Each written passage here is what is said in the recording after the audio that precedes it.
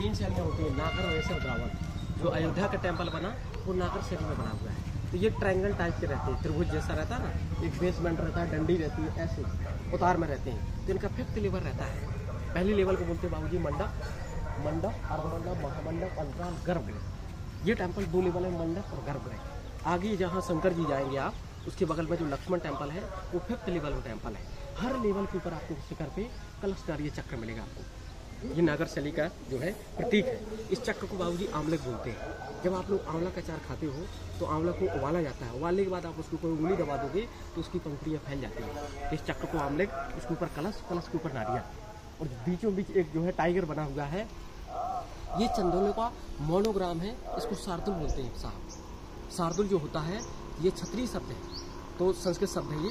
तो क्षत्रिय को जब इनका शासन होता था तो अपने शासन काल में इस शार्दुल को दर्शाया करते थे, जैसे इंडिया का फ्लैग है। उस शार्दुल के नीचे देखिए आप शिव पार्वती, ठीक, ये देखिए आप दिख रहा है जहाँ लाइट मार रहा हूँ, उसके नीचे देखिए दरवाजे में 2 अप्सराएं हैं। राजा लोग जब नगर से निकलते थे तो दरवाजे में अप्सराओं को कलश लेके खड़ा किया जाता था। तो ये अप्सराएं राजा का वेलकम कर रही हैं। ये देखिए सरस्वती माता वीणा लिए, ये विष्णु लक्ष्मी जी है, विष्णु भगवान की अर्धांगिनी, चक्र लिए दोनों, ये विष्णु भगवान है। इसके बाद ये अंदर का एरावत हाथी, इसके बगल में दृष्टि जीवन है, बीच में विष्णु है, फिर पति पत्नी है, फिर गणेश जी है। तो देवी देवताओं के साथ सारा आर्ट्स बनाने का क्या पर्पज है, जो वर्ल्ड फेमस आर्ट है खजुराहो में। क्योंकि 10वीं-11वीं शताब्दी का जो हिंदू था ये सारा बैराग को धारण कर रहा था, लोग संन्यास की ओर जा रहे थे, जैन धर्म बौद्ध धर्म का ज़्यादा प्रचलन था, इसलिए राजाओं ने देवी देवताओं के साथ ये सारा कला दर्शाया है, ताकि सन्यासी ज़्यादा से ज़्यादा इन दर्शन के लिए आएँ और ये सारी आकृतियाँ देख के गृहस्थ जीवन में प्रवेश कर जाए। ये पैटर्न है खजुराहो टेम्पल बनाने का। तो ये चंदेल राजाओं ने टेम्पल बनाए हैं, जो 9वीं शताब्दी से 12वीं शताब्दी था। इनके प्रथम किंग थे चंद्रवर्मन, उसका पुत्र हर्षवर्धन। जो शिवलिंग आप दर्शन करने जा रहे थे, हर्षवर्धन ने उस शिवलिंग की जगह 9वीं शताब्दी में मंदिर बनवाया। उस मंदिर का नाम मतंगेश्वर मंदिर था। उसमें जो है 18 फीट का शिवलिंग है, 9 फीट जमीन के अंदर है, 9 फीट जमीन के बाहर है। वह शिवलिंग तपोबल से प्रकट हुआ था। आई अंदर चलती है, आपको छाया पूरी बता दूंगा। तो ये जो है 1986 में टेम्पल यूनेस्को में शामिल हुए हैं, विश्व धरोहर, ठीक। यूनेस्को, ये सारे टेम्पल जो है सैंडस्टोन पत्थर, बलुआ पत्थर से बनाए गए, उठा ले, बलुआ पत्थर, सैंडस्टोन पत्थर से बनाए गए हैं। तो ये जो है ये टेम्पल 10वीं शताब्दी का टेम्पल है। इसका निर्माण 1050 से 1075 के बीच विजय बर्मन ने 25 वर्षों में बनवाया है। अच्छा, हाँ। तो इनकी वंशावली चली है, साथ कैसी चली है, इधर 2 मिनट छाया में आ जाओ, अपन ऊपर चलते थोड़ा सा वंशावली बता दूँ। तो प्रथम शासक था इनका, ऐसे छाया में आ जाइए, उसको जरूरत नहीं है सर, बोर्ड और पढ़ने की कोई जरूरत नहीं है, क्योंकि जो मैं बताऊँ वही बोर्ड में लिखा। तो श्रीमान जी चंद्रवर्मन इनका प्रथम किंग, जो चंद्रमा से पैदा हुआ था। जैसे आपने द्वापर युग में देखा होगा, कर्ण सूर्य पुत्र था, अर्जुन इंद्रदेव के पुत्र थे, भीम वायु पुत्र था, वैसे ही दैवी शक्ति से पैदा हुए थे चंदेल। इनका जो महल है वो बगल में महोबा, वहाँ पे इनका महल है, और ये उनकी जन्मभूमि है। तो जन्मभूमि में उन्होंने टेम्पल बनाए। क्यों? आपने जो है बांदा के पास में, आपके बांदा के पास में जो है चंदेलों का वहाँ पे भी मतलब म्यूजियम बना हुआ है, ठीक। तो ये यहाँ इनका पूरी लगभग पूरे इस एरिया में शासन चला है। तो ये जो है चंद्रवर्मन चंद्रमा से पैदा होता है। इनकी माँ का नाम था हेमावती। जैसे द्वापर युग में आपने देखा होगा कर्ण सूर्यदेव का पुत्र था, वैसे जो है चंद्रवर्मन से पैदा हुए थे, वो सॉरी चंद्रमा से पैदा हुई थी चंद्रवर्मन। तो हेमावती नाम की कन्या यहाँ पे ऋषियों की सेवा करती थी। खजुराहो ये ऋषियों की भूमि है, ये मतंग ऋषि की भूमि है। मतंग ऋषि का जो आश्रम था ये कर्नाटक के हम्पी ऋषिमुख पर्वत। कभी आप कर्नाटक गए हो तो कर्नाटक का पहला नाम क्या था त्रेता युग में? किष्किंधा के नाम से जाना जाता था। बाली की नगरी थी कर्नाटक। तो मतंग ऋषि का वहाँ पे आश्रम है हम्पी शहर में, ऋषिमुख पर्वत। उस पर्वत में मतंग ऋषि त्रेता युग से रहा करते थे, लेकिन उनके शिष्य खजुराहो में रहते थे। बड़ी संख्या में यहाँ पे खजूर के बगीचे थे, उन बगीचों में तपस्वी आश्रम बना के रहा करते थे। तो इसको पहले तपोभूमि बोला जाता था। तो बाद में एक दिन क्या हुआ, 8वीं शताब्दी में सारे शिष्य एकत्रित हो गए और मतंग ऋषि इनकी देखभाल के लिए आए। तो मतंग ऋषि से सारे शिष्यों ने कहा, भगवान हमको कई वर्ष बीत गए हैं, अब हम शिव की प्रतिमा चाहते हैं, प्रतीक चाहते हैं पूजा के लिए। क्योंकि ये जो है ऋषि जो है अपनी योग साधना के लिए एक टेम्पल का इन्होंने निर्माण करवाया था, तांत्रिक टेम्पल 64 योगिनी, जहाँ पे ऋषि रहते हैं। जैसे आप ग्वालियर का नाम सुनोगे, ग्वालियर कबाली ऋषि का है। जबलपुर भारत की जितनी भी शहर, कश्मीर का सब ऋषि का।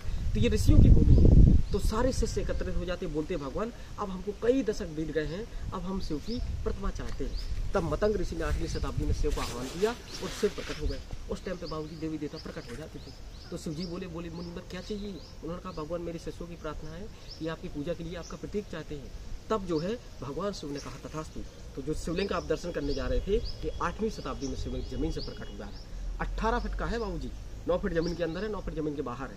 और उसके ऊपर आज भी सोने का कील लगा भाई साहब। 9वीं शताब्दी में चंद्रवर्मन का पुत्र हर्षवर्धन उस शिवलिंग की जगह मंदिर बनवाता है और उस मंदिर का नाम मतंगेश्वर मंदिर रखा जाता है। मतंग ऋषि के तपोबल से शिवलिंग प्रकट हुआ था। तो चंद्रवर्मन दैवी शक्ति से पैदा होता है। कैसे होता है? 850 और 900 सेंचुरी एडी के समथिंग ये इनकी माँ जो थी ऋषियों की सेवा किया करती थी। पूर्व अमावस्या की रात्रि थी, कर्णावती नदी में स्नान कर रही थी। सूर्य चंद्र भगवान की किरणें उसके ऊपर पड़ती है, दैवी शक्ति से कन्या गर्भ हो जाती है। जैसे कुंती माता मात्र सूर्य भगवान का मंत्र का जाप किया था, कर्ण देवी शक्ति से पैदा हुआ था, वैसे ही चंद्रवर्मन पैदा होता है। फिर वह अपनी माँ को श्राप से मुक्ति दिलाने के लिए 85 वेदी का यज्ञ करवाता है। इसलिए यहाँ पे 85 मंदिर ये लोग पीढ़ी दर पीढ़ी बनाते हैं। तो प्रथम शासक चंद्रवर्मन, उसका पुत्र हर्षवर्धन, उसके बाद यशोवर्मन, कीर्तिवर्मन, जयशक्ति, विजयशक्ति, लक्ष्मण वर्मन, जयदेव वर्मन, मदन वर्मन, विद्याधर वर्मन, नन्नुक वर्मन, कीर्तिवर्मन। ऐसा भाई साहब इनका 9वीं सेंचुरी एडी से वंशावली चलता है। 12वीं सेंचुरी एडी तक इनका शासन चलता है। अंतिम शासक होते हैं इनके राजा परमार। राजा परमार आला उदल लोगों का आपने नाम सुना होगा। जो मैहर में शारदा माता का स्थान है वो आल्हा की माता है, पूज्य माता। आल्हा ने आल्हा के पुत्र इंदल दोनों को अमरता का वरदान दिया था। तो आज भी सूर्योदय के पहले आल्हा जाता है, कभी मैहर जाना है आप, और माता का प्रथम पूजा करता है, पुष्प चढ़ाता है, जल चढ़ाता है आज भी। तो ये चंदेला डायनेस्टी द्वारा टेम्पल बनाए गए हैं। 12वीं शताब्दी में इनका पतन हो जाता है। 13वीं-14वीं शताब्दी में लोधी वंश आता है, बहुत सारे मंदिर नष्ट करता है, बहुत सारी मूर्तियां खंडित करता है। तो मात्र यहाँ पे 6-7 टेम्पल मैन हैं, बकाया छोटी मोटी मिला के 20-22 टेम्पल है जो 3 भाग में है, पूरब पश्चिम अपन पूरब दिशा में। ठीक, उसके बाद ये मंदिर सारे जंगलों में घिर जाते हैं लोधी वंश के अटैक के बाद। 18वीं शताब्दी में यहाँ पे राजा होते छत्रसाल महाराज। जो बाजीराव मस्तानी आपने देखी होगी, इन्होंने मुस्लिम दासी से शादी किया था, उससे उनकी लड़की हुई थी मस्तानी। उसकी शादी छत्रपति शिवाजी पेशवा महाराज जो थे बाजीराव के साथ करवाई थी, क्योंकि इनका एंड टाइम हो गया था। तो ये जो मस्तानी है इन्हीं की पुत्री थी। इसको बुंदेलखंड क्या बोलते हैं, आपकी यूपी तरफ भी है। ठीक, तो ये जो है बुंदेलखंड इसलिए बोलते हैं क्योंकि बुंदेलों का शासन रहा। रानी लक्ष्मीबाई झांसी को हैंडल करती थी, इस तरफ जो है छत्रसाल महाराज हैंडल करते थे। तो छत्रसाल की वंशज आज भी है। छत्रसाल के टाइम पे उनके जो है यहाँ पे जो रिलेटेड थे वो जो है प्रताप राजा रहा करते थे। ठीक, उनके वंशज आज भी जो यहाँ पे बम्बू का आर्ट्स भी बनाते हैं, बम्बू का साड़ी बनाते हैं। आज भी पहले चंदेल बनवाते थे। ये सारे टेम्पल बनाए उन्होंने पॉपुलेशन के लिए, ज़्यादा से ज़्यादा लोग संन्यास का त्याग करें और लोग जो है गृहस्थ जीवन में जाए और ज़्यादा से ज़्यादा सेना बढ़े, और राजा की सेना बढ़ेगी तो राजा शक्तिशाली। आइए लेट्स गो। अब आपको पूरा अब आपको मुझे मूर्ति पर समझाना है। मैं आपको पूरी वंशावली एक्सप्लेन कर दिया। ठीक, तो कुछ देवी देवताओं की मूर्तियाँ हैं जो आपको बढ़िया